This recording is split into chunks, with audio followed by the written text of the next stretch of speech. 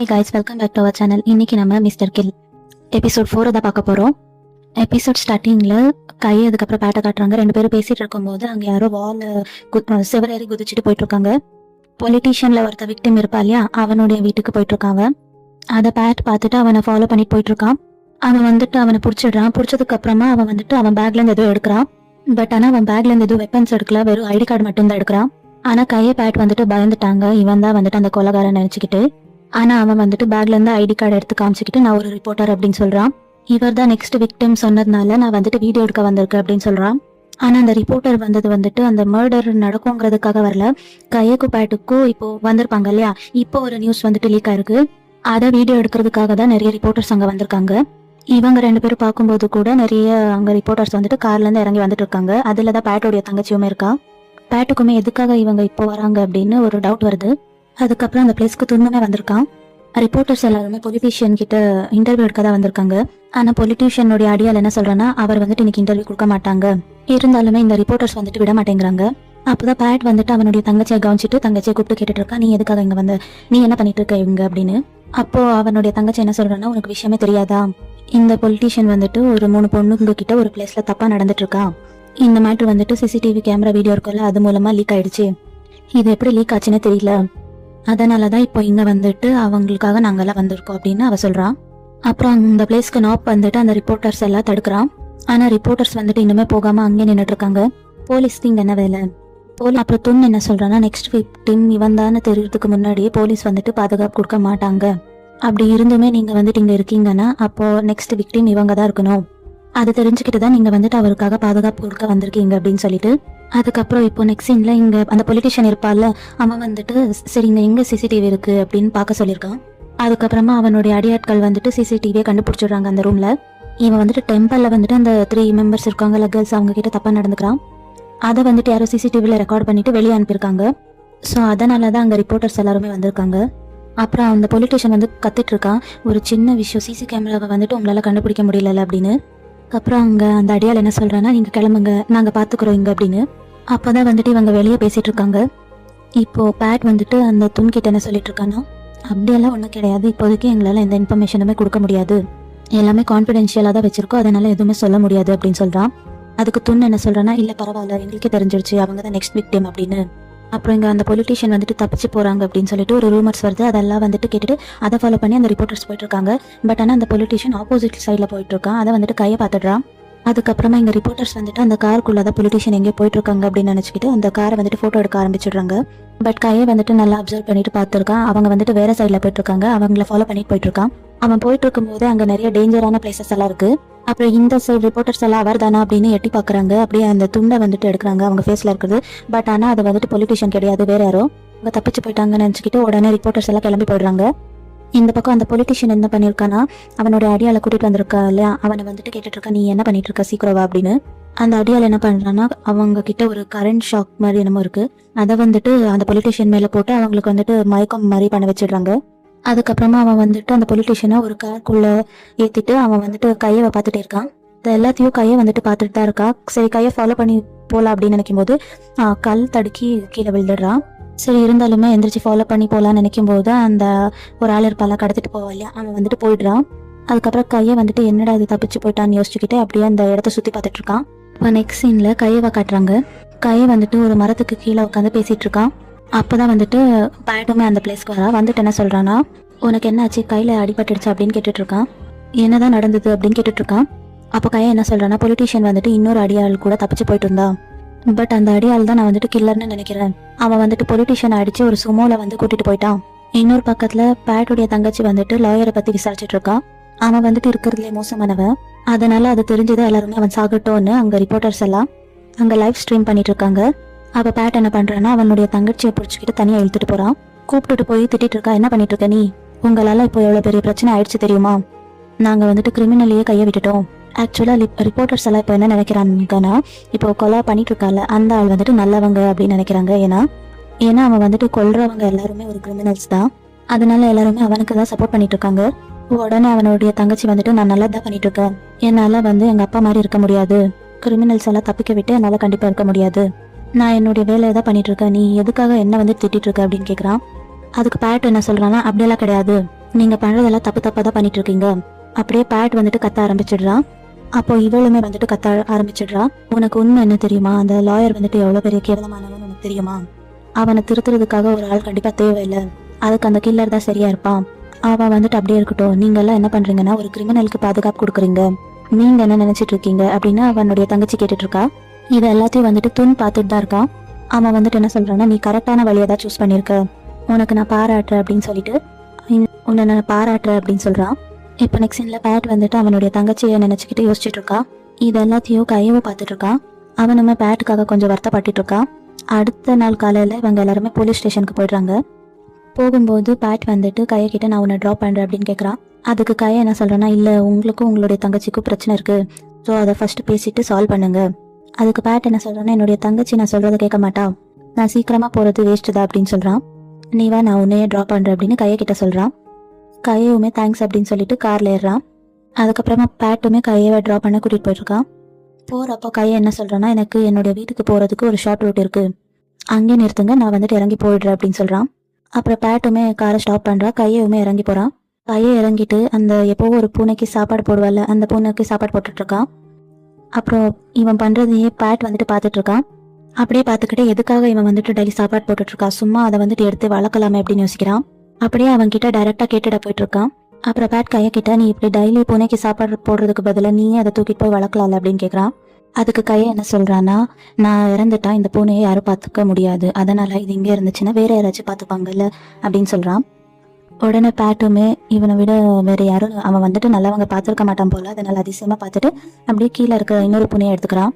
அப்புறம் கையை பேட் கிட்ட என்ன சொல்றான்னா, உங்களுக்கு தங்கச்சின்னு ஒருத்தங்க இருக்காங்க, பட் ஆனா எனக்கு யாருமே இல்லை, வீட்டுக்கு போகும்போதெல்லாம் எனக்கு யாருமே இருக்க மாட்டாங்க, நான் மட்டும் வந்து தனியா இருப்பேன், உங்களுக்கு உங்க தங்கச்சி இருக்கால, அதனால கோவப்படாதீங்க, பாசமா நடந்துக்கோங்க, அவ பண்றது அவளுடைய பர்ஸ்பெக்டிவ்ல நல்லா தான் இருக்கும், கரெக்டா தான் இருக்கும், எப்படி இருந்தாலுமே நீங்க பாதுகாக்கிறது ஒரு கிரிமினலை தானே, எல்லா மக்களுக்குமே அப்படிதான் தோணும் அப்படின்னு சொல்றான். அப்புறம் பேட் என்ன சொல்றான்னா, நான் இவ்வளவு நாள் உன்னை பார்த்துட்டு தான் இருக்கேன், இவ்வளவு நாள் நீ வந்துட்டு பேசினதே இல்லையே, இன்னைக்கு பேசுற. அப்புறம் பேட் என்ன சொல்றேன்னா, பரவாயில்ல நீ பேசு, நீ நல்லது தானே பேசுற அப்படின்னு சொல்றான். அதுக்கப்புறமா தேங்க்யூமே சொல்றான். அதுக்கப்புறமா இவங்க பூனையை எங்க எடுத்தாங்களோ அதே பிளேஸ்க்கு விட்டுட்டு மறுபடியும் இவங்க கிளம்புறதுக்கு பிளான் பண்ணிட்டு இருக்காங்க. அதுக்கப்புறமா பேட் வந்துட்டு கையோடைய அட்வைஸ் எல்லாம் கேட்டுட்டு இப்போ பேட்டோடைய தங்கச்சியை பார்க்க போயிட்டு இருக்கான். அவன் நாக் பண்ணி பாக்குறா. பட் ஆனா அவனுடைய தங்கச்சி வந்துட்டு டோர் திறக்க மாட்டேங்கிறா. திருப்பியுமே தட்டி பாக்குறான். ஆனா அவ வந்துட்டு எந்த ரெஸ்பான்ஸுமே பண்ண மாட்டேங்கிறா. ஏன் அப்படின்னு தெரியல. இன்னொரு வாட்டி தட்ட போகும்போது சரி எப்படி இருந்தாலும் அவ கதவை திறக்க மாட்டா அப்படின்னு அப்புறம் அவளுக்கு வாங்கியிருக்கிற சாப்பாடை வந்துட்டு டோர் கிட்டேயே வச்சுட்டு இவன் வந்துட்டு அவனுடைய ரூமுக்கு போயிடுறான். அப்புறம் பேட் ரூமுக்கு போன உடனே அவனுடைய தங்கச்சி கிட்ட இவன் தங்கச்சி பேசினதெல்லாம் யோசிச்சு பார்த்துட்டு இருக்கான். அவனுக்கே ஒரு மாதிரி கில்ட்டி ஃபீலிங்கா இருக்கு. அவனுடைய அப்பானாலதான் அவனுடைய லைஃப் இப்படியா இருக்கு அப்படின்னு. இப்போ நெக்ஸ்ட் சீன்ல பேட் வந்துட்டு ஸ்டேஷனுக்கு வந்திருக்கா. அங்க நாப் மற்ற போலீஸ்கெல்லாம் உட்காந்துட்டு இருக்காங்க. அதே மாதிரி கையும் அங்கேதான் இருக்கான். அப்புறம் ஒரு விஷயத்த கண்டுபிடிச்சிருக்காங்க. அது என்னன்னா, அந்த பொலிட்டிஷியனுக்கு ஒரு அடியாள் இருப்பாள்ல, அதுதான் அவன்னு நினைச்சிட்டு இருப்பாங்கல்ல. பட் ஆனா அடியாள் மாதிரி வேஷம் போட்டுக்கிட்டு வேற யாரோ அவனை வந்துட்டு கடத்திட்டு போயிருக்காங்க. உடனே கையை வந்துட்டு நேற்று அவன் தானே பார்த்தா கடத்திட்டு போனது, நேற்று கடத்திட்டு போன சீனை வந்துட்டு நான் கரெக்டா பார்த்தேன், எனக்கு ஒரு பேப்பர் பென் கொடுங்க, நான் நேற்று என்ன நடந்துச்சுன்னு நான் வந்துட்டு அப்படியே டிராப் பண்ணி காட்டுறேன், ஏன்னா எனக்கு வந்துட்டு எப்பவுமே ஞாபக சக்தி வந்துட்டு கொஞ்சம் அதிகமா தான் இருக்கும், அதனால நான் வந்துட்டு வரைஞ்சு காமிச்சிடுவேன் அப்படின்னு சொல்லிட்டு கையை சொல்றான். உடனே அங்க இருக்கிறவங்க எல்லாம் அவனுக்கு பேப்பர் பெண்ணுமே கொடுக்குறாங்க. இப்ப கையுமே டிராப் பண்ண ஸ்டார்ட் பண்றான். உடனே இவன் டிராப் பண்ணி கொடுத்த உடனே நாப் வந்துட்டு அது வண்டியோடைய பேர் என்ன மாடல் அப்படின்னு அவன் வந்துட்டு சொல்றான். உடனே என்ன சொல்றான்னா, இது வந்துட்டு நிறைய பேர் வச்சிருப்பாங்க, இது வந்துட்டு கண்டுபிடிக்க முடியாது அவ்வளோ ஈஸி அப்படின்னு சொல்றான். உனக்கு வேற ஏதாச்சும் ஞாபகம் இருக்கா அப்படின்னு கேட்கறான். எனக்கு ஞாபகம் இருக்கு அப்படின்னு சொல்லிட்டு திருப்பியுமே கையை பேப்பரை வாங்கி அதுல என்ன டிரா பண்றான்னா, அந்த வண்டிக்கு சைட்ல வந்துட்டு ஒரு மாதிரி ஸ்கிராட்சா இருக்கும். அப்புறம் அங்க சஸ்பெக்ட் இருப்பா இல்லையா, கடத்திட்டு போனவன், அவன் கையில வந்துட்டு ஒரு டேட்டூ இருக்கும் லைன் போட்டு. அந்த கையில டேட்டூ எப்படி இருக்கோ அதே மாதிரி கையை டிரா பண்ணி டேட்டூமே அதே மாதிரி வரைகிறான். டிரா பண்ணிட்டு அவங்களுக்கு காட்டிட்டு இருக்கான். அதை காமிச்ச உடனே பேட் வந்துட்டு இது போதும் அப்படின்னு சொல்லிட்டு எல்லா கிரிமினல் ரெக்கார்ட்ஸ் அதுக்கப்புறம் மெடிக்கல் ரெக்கார்ட்ஸை செக் பண்ணி பாருங்க, யாருடைய கையில வந்துட்டு இந்த மாதிரி டேட்டூ இருக்கு, ஏதாச்சும் ஒரு மேட்டர் மேட்ச் ஆகுதான்னு பாருங்க அப்படின்னு சொல்றான். அதுக்கப்புறம் மற்ற போலீஸ் ஆட்கள் எல்லாம் அதை வந்துட்டு தேடுறதுக்காக கிளம்புறாங்க. அவங்க எல்லாம் போனதுக்கு அப்புறம் பேட் கைய கிட்ட என்ன சொல்றான்னா, 18th சாப்டருடைய ஸ்கெட்ச் எனக்கு வேணும், சோ நீ கொஞ்சம் யோசிச்சு பண்ணு அப்படின்னு சொல்லிட்டு பேட் கைய கிட்ட சொல்லிட்டு இருக்கான். கையுமே அதுக்கு ஓகே அப்படின்னு சொல்லிட்டு இருக்கா. பேட் எனக்கு மேலதான் நம்பிக்கை இருக்கு. இப்போ நெக்ஸ்ட் சீன்ல மற்ற போலீஸ் ஆட்கள் எல்லாம் கிரிமினல் ரெக்கார்ட்ஸ் அதுக்கப்புறம் மெடிக்கல் ரெக்கார்ட்ஸ் எல்லாம் சர்ச் பண்ணி பார்த்துட்டு இருக்காங்க.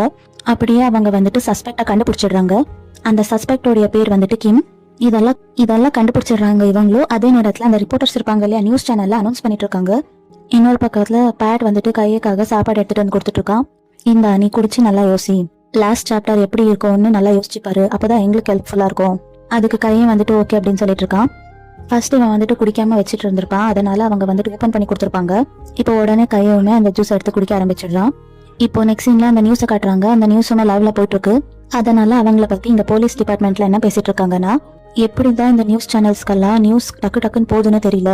அப்போ அந்த பிளேஸ்க்கு பேட்டுமே வரான். ஏதாச்சும் க்ளூ கிடைச்சிச்சா அப்படின்னு கேட்டுட்டு இருக்கான். அப்போ உடனே நாப் வந்துட்டு ஒரு ஃபைல் எடுத்து காட்டுறான். அதுல என்ன இருக்குன்னா கிம்மோடைய ஃபைல்ஸ் இருக்கும். நீங்க சொன்ன மாதிரி இவன் கையில தான் நீங்க சொன்ன டேட்டூமே இருக்கு. எனக்கு தெரிஞ்சு நீங்க சொன்னது இவரா தான் இருக்கணும் அப்படின்னு சொல்லிட்டு அப்படியே கிம்மோடைய போட்டோஸை காமிச்சிட்டு இருக்காங்க. அதுக்கப்புறம் அவன் இருக்கிற இடத்த சீக்கிரமா கண்டுபிடிங்க, அவன் கண்டிப்பா இங்க எங்கேயோ தான் இருப்பான். அப்புறம் அங்க இருக்கிற போலீஸ் அவங்க எல்லாம் அங்க இருக்கிற நியர்பை பிளேசஸ், அதுக்கப்புறம் ஏதாச்சும் டேஞ்சரான பிளேஸ் இருக்கும்ல, அதெல்லாம் வந்துட்டு சர்ச் பண்ண கிளம்பிடுறாங்க. இப்போ நெக்ஸ்ட் சீன்ல பேட் வந்துட்டு கையக்கிட்ட உனக்கு ஏதாச்சும் அந்த நாவல்ல நடந்தது ஞாபகம் இருக்கா? அப்புறம் என்ன சொல்றான்னா, உன்னதான் நம்பி இருக்கோம், நீ எப்படியாச்சும் கண்டுபிடி, எப்படியாச்சும் 18 சாப்டர் அதோடைய எண்டிங் வேணும், அப்போதான் எதுக்காக இதெல்லாம் நடக்குது அப்படின்னு தெரிய வரும் அப்படின்னு சொல்றான். அப்புறம் உடனே கையவுமே சரி என்னால நான் முடிஞ்ச அளவுக்கு ட்ரை பண்றேன் அப்படின்னு சொல்றான். இப்போ நெக்ஸ்ட் சீன்ல பேட் வந்துட்டு போலீஸ் ஸ்டேஷன் வெளியே வந்துட்டு அவனுடைய மொபைல் ஓபன் பண்றான். அதுல என்ன மெசேஜ்னா, இந்த போலீஸ் எல்லாம் எதுக்கு இருக்காங்க, கிரிமினல்ஸை பாதுகாக்க தான் இருக்காங்க, ஃபுல் அண்ட் ஃபுல்லா அந்த மாதிரி மெசேஜஸ் தான் இருக்கு. அதெல்லாம் பார்த்த உடனே பேட் என்ன சொல்றேன்னா, நான் வேலை செய்யவே வேண்டாம் அப்படின்னு தோணுது, நான் எதுக்காக இந்த மாதிரி எல்லாம் வேலை செய்யணும் அப்படியே அவன் வந்துட்டு பேசிட்டு இருக்கான். உடனே கையை என்ன சொல்றான்னா, இந்த விஷயத்துல உங்க தங்கச்சி தான் ரொம்ப பெஸ்ட், என்னதான் நடந்தாலும் என்னதான் பேச்சு வந்தாலுமே அவ வந்துட்டு அவளுடைய வேலையில தான் ஃபோக்கஸா இருக்கா. அப்படி இருக்கும்போது நீங்க எதுக்காக விட்டு கொடுக்குறீங்க, நீங்க கண்டினியூஸா வேலை பாருங்க, ஏன்னா கொலை பண்றது வந்துட்டு எப்படி இருந்தாலும் தப்பு தானே, நீங்க யார் அந்த கிரிமினல் கண்டுபிடிங்க. அப்படி கையை வந்துட்டு பேட் கிட்ட பேசிட்டு இருக்கான். அதுக்கு பேட்டுமே நீ சொல்றதும் கரெக்டா அப்படின்னு சொல்றான். பேசிட்டே இருக்கும்போது உடனே பேட்டோடைய தங்கச்சி கிட்ட இருந்து பேட்டுக்கு ஒரு மெசேஜ் வருது. அது என்னன்னா, குட் லக், நீ நல்லா பண்ணு, நீ அதை கண்டுபிடிக்கிறதுக்காக என்ன பண்ணுமோ பண்ணு அப்படின்னு சொல்லிட்டு கங்க்ராச்சுலேஷன்ஸ் வந்திருக்கு அப்படின்னு அவனுடைய தங்கச்சி மெசேஜ் பண்ணிருக்கான்.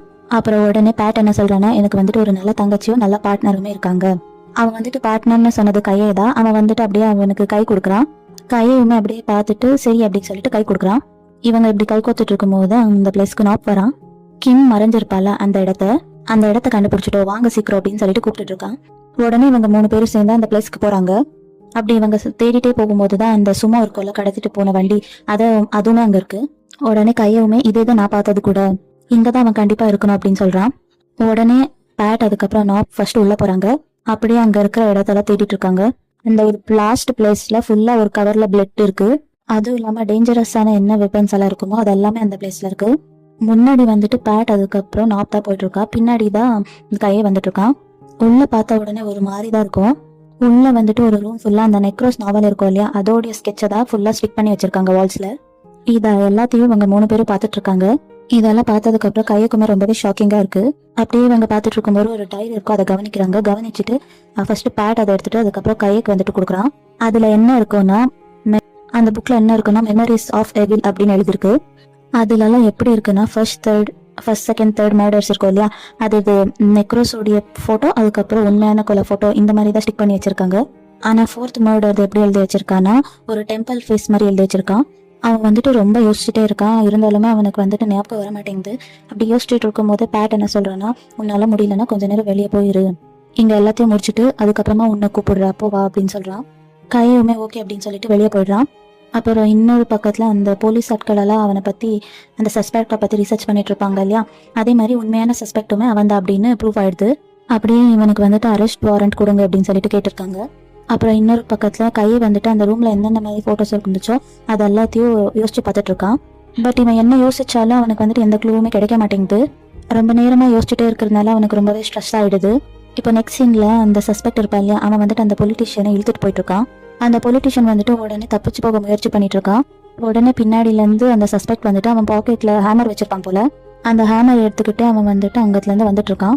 அவன் வரும்போது இந்த பொலிட்டிஷியன் வந்துட்டு ரொம்ப கெஞ்சி பார்த்துட்டு இருக்கான். அதுக்கப்புறமா அந்த சஸ்பெக்ட் வந்துட்டு உடனே அந்த பொலிட்டிஷியன் தலைக்கு அடிச்சிடுறான். அப்புறம் என்னாச்சுன்னு காட்டல. இப்போ நெக்ஸ்ட் சீன்ல ஸ்டேஷனை தான் காட்டுறாங்க. கையை வந்துட்டு யோசிச்சுட்டு இருக்கான். மற்ற போலீஸ் எல்லாருமே வந்துட்டு யோசிச்சுட்டே இருக்காங்க. அப்புறமா அங்க இருக்கிற போலீஸ் எல்லாம் என்ன சொல்லிட்டு இருக்காங்கன்னா, எப்படி இருந்தாலும் அவன் ஒரு கிரிமினல் தானே, சாப்பிட்டு விடுங்க அப்படின்னு சொல்றான். அதுக்கு பேட் என்ன சொல்றான்னா, நம்ம வந்துட்டு போலீஸ், நம்ம இந்த கிரைம் எல்லாம் தடுக்கிறதுக்காக மட்டும்தான் இருக்கோம், அதனால ஃபர்ஸ்ட் நம்மளுடைய வேலையை பார்க்கலாம் அப்படின்னு சொல்றான். உடனே அங்க இருக்கிற போலீஸ் எல்லாருமே ஆமா அவர் சொல்றதுமே கரெக்டா அப்படின்னு சொல்லிட்டு, இன்னொரு பக்கம் கையக்கு வந்துட்டு ஏதோ ஒரு க்ளூ கிடைச்சிருக்கு போல. அவன் எந்திரிச்சிட்டு என்ன கேட்கறான்னா, first case, second case, third case, 4th case எல்லா கேசஸோடைய பிக்சர் கொடுங்க, கேட்ட உடனே பேட்டுமே எடுத்து அவனுக்கு கொடுக்குறான். காட்டுறாங்கன்னா அந்த மெமோரியல்ஸ் ஆஃப் எவில் அப்படின்னு ஒரு புக் இருந்துச்சு இல்லையா, அது நெக்ரோஸ்ல என்னன்னா ஒரு கொலை நடக்குதுன்னா ஒரு விக்டிம்ல வந்துட்டு கொலை பண்றாங்க, அந்த இடம் தான் வந்துட்டு அவங்க தப்பு செஞ்சிருக்கிற இடமா இருக்கும். அதாவது என்னன்னா இப்போ நான் வந்துட்டு தப்பு பண்ணியிருக்கேன், நான் ஒரு இடத்துல வந்துட்டு தப்பு பண்ணியிருக்கேன்னு வச்சுக்கோங்க, அந்த இடத்துல தான் எனக்கு வந்துட்டு கொலை பண்ணுவாங்க, சாரி என்ன வந்துட்டு கொலை பண்ணுவாங்க, அந்த அர்த்தத்துல தான் சொல்றாங்க. அப்புறம் கை என்ன சொல்றான்னா, நான் நெக்ரோஸ் எழுதும்போது இப்படி எல்லாம் யோசிக்கல, பட் அவன் வந்துட்டு இந்த மாதிரி தான் யோசிச்சிருக்கான்னு எனக்கு வந்துட்டு கெஸ் பண்ண முடியுது. உடனே பேட்டுமே அதுக்கு இருக்கலாம் அப்படின்னு சொல்றான். சரி நீங்க என்ன சொல்றீங்க, இந்த பிக்சர்ஸை பார்த்தா உங்களுக்கு என்ன தோணுது அப்படின்னு கேட்டுட்டு இருக்கான். ஃபர்ஸ்ட் மர்டர்ல வந்துட்டு அவனுக்கு வந்துட்டு கொலை இருக்கும்ல, அந்த இடத்துல தான் அவன் வந்துட்டு 40,000 ஜனங்களை வந்துட்டு வேலையை விட்டு தூக்கியிருப்பான். அதே வேர் ஹவுஸ்ல தான் வந்துட்டு ஃபர்ஸ்ட் மர்டர் நடந்திருக்கும்.